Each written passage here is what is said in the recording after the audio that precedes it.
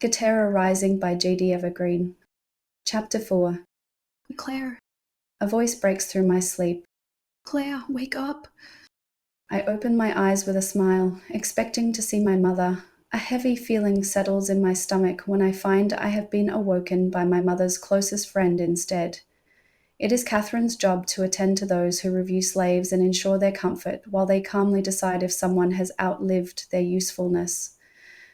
I look at Catherine's sad blue eyes and my heart sinks. Claire, I was in the interview room with your mother. A voice breaks as she relays the information. They detained her regarding an investigation about her lineage. I force down the lump in my throat. Lineage? It doesn't matter. Catherine replies, wringing her hands as she peers through the cell bars. You are in danger, and you need to leave if they find out who you are. A loud clang rings throughout the compound, signaling the swap time for the workers. Soon the workers from our cell will be returning. What do they care about our lineage? We're no different to anyone else in this damned place. You are the last one. Catherine says, as if that answers all my questions. You need to find a way to escape, and if they come for you, you're better off dead. Check the perimeter fencing. They issued repair orders for it just today. With those final words, she moves over to the other side of the cell and settles into sleep. I put my face in my hands and sit still, fighting the trembles that threaten to overwhelm me. They have detained my mother. She isn't coming back. The other prisoners that share the cell file in and search for a piece of ground to rest on. They are a welcome distraction. It doesn't take long for the soft sounds of slumber to fill the cramped space. I'm not surprised. They only have a few hours before they will once again be forced to work in the tunnels. Gone are the evenings of light conversation and storytelling. Ever since Emperor Darkmoor put all working slaves on double shifts, they come in and pass out, too exhausted to do more than make it to the cell. This expansion of the tunnels is coupled with whispers of an impending invasion of Solaris, the world above.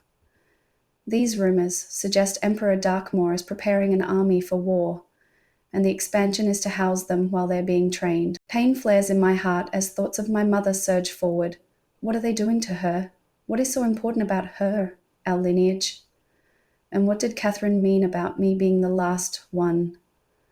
Thoughts race through my head, chasing each other in circles and doing nothing to bring me any answers. The young girl next to me shivers in her sleep, and a small cloud of air escapes her. The poor girl can't be any older than 10. She pulls her knees up to her chest and hugs her blanket closer, seeking its pitiful warmth.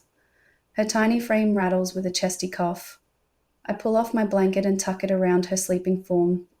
She settles in her sleep and her shaking abates. It hurts to know I will have to leave them here. Taking more people will just increase the chances of getting caught.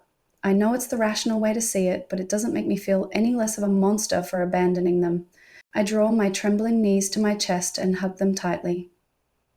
I gaze at the little girl and make a silent vow. A promise. I will come back for them and for my mother. I will rescue them all. There is no way to plan for what I am about to do.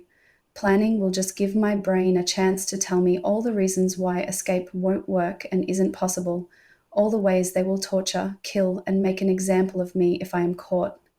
Planning also takes time I apparently don't have. Catherine and my mother had both been insistent about me leaving as soon as possible. Their insistence made me more than a little nervous. Did my mother know they were going to detain her? Is that why she had chosen today to tell me about the necklace and send me on this quest? Glimpses of the future? I shake my head. It is too fantastic to be true. I push the questions from my mind. It doesn't matter if she knew before, and it doesn't change what I must do now. I need a weapon, and now I think about it, supplies would be a bonus. That's my goal, make it to the gearing room. A desire to train will be a good excuse. Luckily, I am allowed to train around the compound whenever I want, as fitter, stronger gladiators provide more entertainment in the arena, probably because they tend to live longer. I push up from the ground and stand, letting out a quiet hiss as pins and needles burn through my legs. I lift my arms in a stretch and my ribs shift uncomfortably, but the searing pain I had experienced earlier is now just a dull throb. Taking care to be quiet, I make my way over to the cell door. I grip the rusted bars and peer through them. Two guards sit on heavy wooden chairs, a card game on the table between them. Judging from the stack of bronze coins in front of the older guard, it would seem he is winning. "Hey, let me out," I call out to them. "I need to go train." I grip the gate bars and shake them with a soft rattle.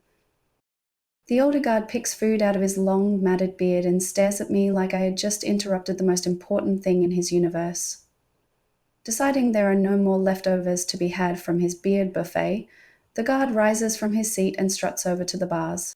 His massive belly hangs out from under his chest armor and jostles with each step the man takes. He arrives at the cell and leans in towards the cell bars. The lingering smell of rotting meat rides on his breath, gusting my face in its desperate attempt for escape. It takes all of my self-restraint not to dry retch. Beads of sweat dot his face, each of them reflecting the flickering firelight of the braziers around us. The guard narrows his eyes. "And why do you want to go train so late at night, Missy?" he asks, blasting my face with his putrid breath and revealing a set of rotting yellow teeth. I force my face into a neutral expression and fight back a gag. "If your life was on the line in the arena, would you want your opponents to know your best moves and training strategies? Because I don't." The guard examines me with his black beady eyes, trying to decide if I am worth his time. "I am Prime Gladiator now. I need to be at my peak to ensure the best possible entertainment for Emperor Darkmoor and his citizens," I add, the words like ash in my mouth. We stand this way for a few long moments. He grunts and turns to his comrade, a much younger guard with oily blonde hair that falls past his shoulders. "Oi, quit sneaking from my winnings and come here." The blonde guard reluctantly withdraws his hand and his face turns pink. He pulls himself from the chair and scurries over to the cell door. "The wizard," commands the older guard. The younger guard responds with a grunt and moves towards the cage door. He makes a show of unhooking the keys from his belt, chooses a large brass one, shoves it into the lock and twists. The lock clicks and the young guard wrenches the rusted gate open. It creaks in protest. The sound is unbelievably loud in the night's relative silence, and a few sleeping prisoners roll over in their sleep, disturbed by the noise. I step through the gate and the young guard shackles me. He is going to be a problem. This late at night, there will be few other guards to distract him. The guard moves behind me to lock the gate. I will have to ditch him. "I need my armor and weapons to train with," I demand. The older guard mimics me in an exaggerated and high-pitched voice. "I don't rise to the bait. I will need that gear if I manage to get out. Who knows what I will encounter, and even if I don't get out, more clothing than shorts and singlet would be nice. If I tick this guy off, I won't be going anywhere." The senior guard meets my eyes with a stare that would intimidate most others. He turns to the blonde.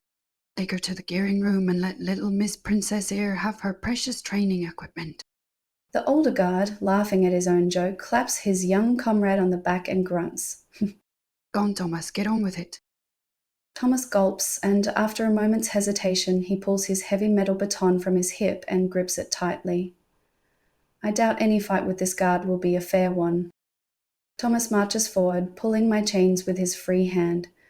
The braziers hang in their brackets, the flames flickering against the damp walls. The dancing lights cast monstrous shadows along the floors and do little to help the hall's overwhelming darkness. The cobblestones underfoot are uneven and slimy, and it is hard to walk quickly without slipping. It is immensely unpleasant on my bare feet. Thomas doesn't slow down, his boots squelching through the gunk, and he has no patience for my attempts at avoiding the slicker stones. He yanks my chains and I take a hasty step, right onto a slime-covered stone. The cold goo oozes between my toes and clings to my skin. I crinkle my nose at the terrible sensation and give up on avoiding the slime. The guard's speed makes it too hard to avoid it all anyway. We round a corner and find two other guards eating a hunk of greasy meat as they lounge on chairs. Their beards and faces glisten with fat. They entertain themselves by flicking scraps at the hungry prisoners inside of the cage they guard. I keep my head down and do my best to avoid their gaze. We come to a large wooden door with deep cracks, marking it with lines of age. In the middle hangs a dirty metal plaque that reads, "Gladiator Equipment." This must be the gearing room. I expected more than the dirty sign and the old wooden door that stands before me. I have never actually been here. Typically, my gear is brought to me for matches or training. Maybe this is a perk of a Prime Gladiator, getting to choose my equipment and weapons. Or perhaps I have guards who don't know any better than to let a gladiator loose in the gearing room. Thomas pushes the door open. Rows of armor and weapons hang around the chamber. A shelf of helmets stands proudly in the middle, and animal harnesses line the wall. Chains and shackles fill 2 large crates to my right. I turn to the guard and hold out my hands, waiting for him to unshackle me. Thomas crosses his arms and huffs. I'm not going to unshackle you until we are in the training area. I roll my eyes. How do you expect me to get changed into my gladiator gear? Thomas looks at me, and I can see the struggle between protocol and the logic of my question. At last, he unchains me and throws the shackles onto a shelf nearby. No funny business, okay? I nod. I want my gear, and a commotion here will only bring those guards we passed earlier. I move about the room and find my worn leather armor hanging on a frame. It had been hastily wiped down after my last match. Blood still clings to it in patches. I strap it piece by piece over my clothes. I spot a leather bracer on the shelf next to my armor, the same faded brown as mine, my reward for surviving my 100th match. I force the surge of guilt away and strap the leather cuff to my wrist. It slips neatly over my hand. The bracer covers the scratches I earned this morning in the arena, and part of me wishes I'd had it then. Undoubtedly, it will come in handy during future battles. Being able to protect one's sword arm is always a bonus. I eye my boots and shuffle my slimy feet. No way are they going in the only pair of shoes I have. I spot a rag on the floor nearby and use it to clean the grime from my feet before I pull my boots on. I stride over to the weapons rack and inspect it. I scan the shelf and select a dagger and a short sword. I pass up the larger weapons, mindful of having to carry them with me. I tie the blades to my belt, and my elbow bumps into an old leather bag hanging from a hook behind me. It's small and dusty, but sturdy enough to hold supplies. I grab the rough leather bag and open it. The bag is light and will work well for what I need. What are you doing? Thomas asks from the doorway. It takes all my self-discipline not to jump. I had forgotten about the guard. Collecting medical supplies, just in case I get hurt while training. Wouldn't want anyone thinking a guard fresh out of training isn't taking proper care of Emperor Darkmoor's gladiators, would we? It's a total bluff. We never take medical supplies out when training, but I play on the young guard's inexperience and fear of failure, hoping it will motivate him. Why, of course, stammers the guard. I only meant you have not packed any water canteens. I will get one. I cannot believe my luck. Water and medical supplies. I turn my back to him and collect bandages from a nearby shelf. Behind them, I find a little jar with an aged and yellowed label. I open the pot to find it half filled with thick purple paste. What luck! Paste like this is made from royal blue flowers with vibrant red pollen. These flowers are only found on the surface, far above the caverns of Shadow Soul. These flowers are exclusive to the surface and grow nowhere else, making the cream extremely valuable. The paste is monitored with more caution than slaves are guarded. I glance behind me at the locked shelf with stacked containers within it. Someone has put this pot on the wrong shelf. Probably a guard who had forgotten the key to the medical equipment room and was in a hurry to leave. Thomas clatters noisily and I drop the paste into the bag and turn to face him. Adrenaline pumps through my veins. Even a guard this inexperienced will know I shouldn't have this paste. If he wants to look in the bag, there will be hell to pay. He holds out a sturdy water canteen and I take it, shoving it into my bag too. I wait, but Thomas shows no indication of checking what I have packed. How this guy got through training is a mystery. He probably has family in high places. I throw the bag over my shoulder, and the guard shackles my wrists once more before he ushers me from the room. We exit the passage through 2 metal doors and enter the training grounds. Flickering torches are placed around the area and light the perimeter. The boundary is a squared-off patch of sand, or at least it used to be sand, now it's hard-packed dirt. Upkeep of this place isn't a priority. I eye the familiar wooden training dummies, dented, and marked by seasons of use and age. The guard removes my chains and drops them by his feet with a thud. The earthy scent of the training ground greets me, and I take some slight comfort in it. I breathe in deeply, and the fresh smell fills my lungs and replaces the stench of sweat, damp, and illness that lingers in the halls of the compound. The area is empty, for which I am grateful.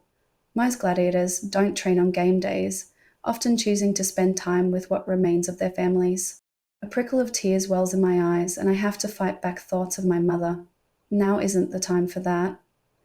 I grab my foot and begin stretching my legs, getting prepared for my training session.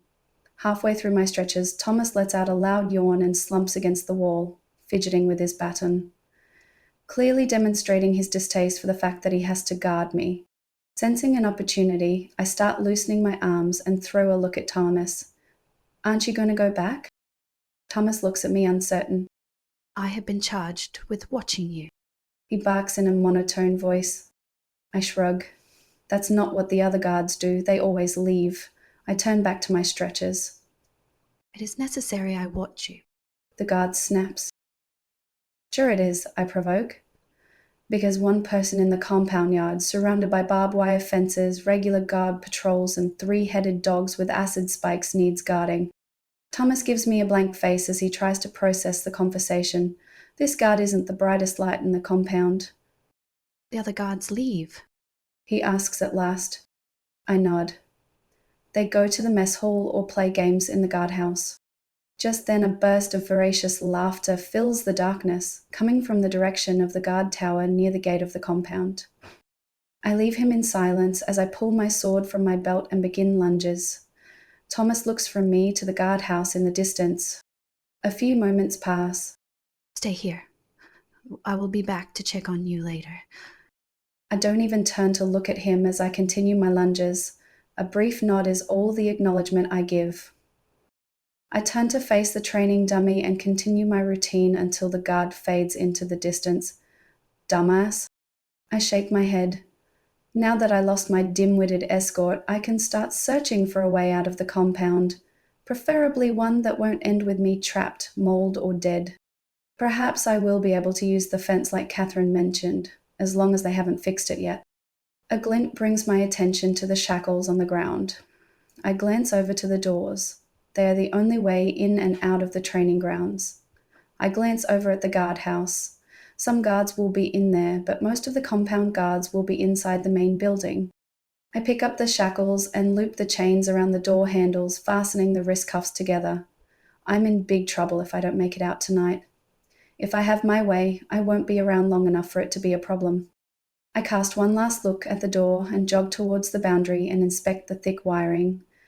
The fence is a mess of barbed wire.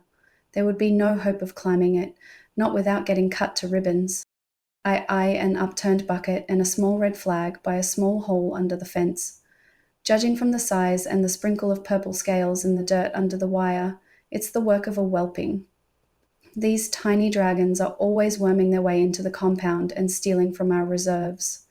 Without the use of their undeveloped wings, they have to be creative about how they get their food. It isn't a big hole, but I should fit. I glance around the dimly lit compound, checking for patrols and anyone who may be curious about what I'm up to. I listen, and a distant roar of laughter informs me the guards are socializing and probably drinking instead of tending to their patrol duties. I kneel on the ground and remove my pack and weapons. I push them into the small hole in front of me. Laying down on my stomach, I wriggle into the opening, struggling through the dirt. It's a tight fit between me and the fence. The barbed wire pulls at my hair and scrapes at my skin, each little spike attempting to hold me inside the compound. Numerous small cuts tear my flesh, and blood trickles from the tiny wounds. Halfway through the hole, a siren goes off. I panic and twist in the dirt, searching the compound with my eyes, desperate to know if I have been spotted. I peer through the thick wire fence and can't see any guards yet. But the yard floodlights have come on and beams of light trail along the ground, lighting up everything in their path. If it isn't me they are looking for, they will find me soon enough. I need to get a move on. Turning back to my stomach, I try to edge forward, but my foot won't budge.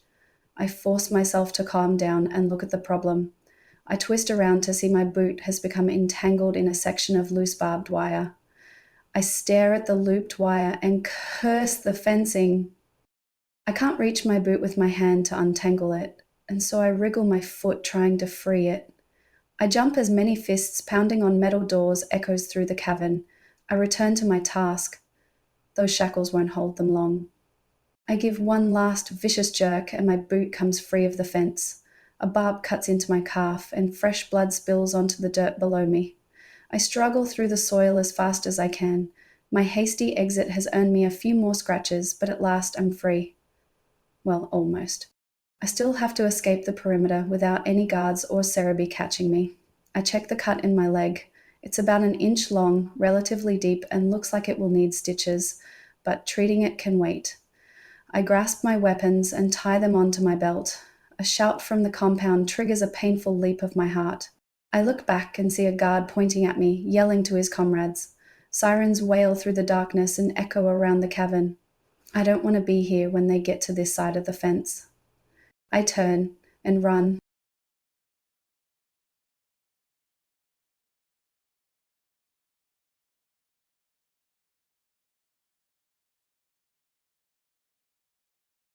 And that's the end of Katera Rising, Chapter 4, The Escape Begins.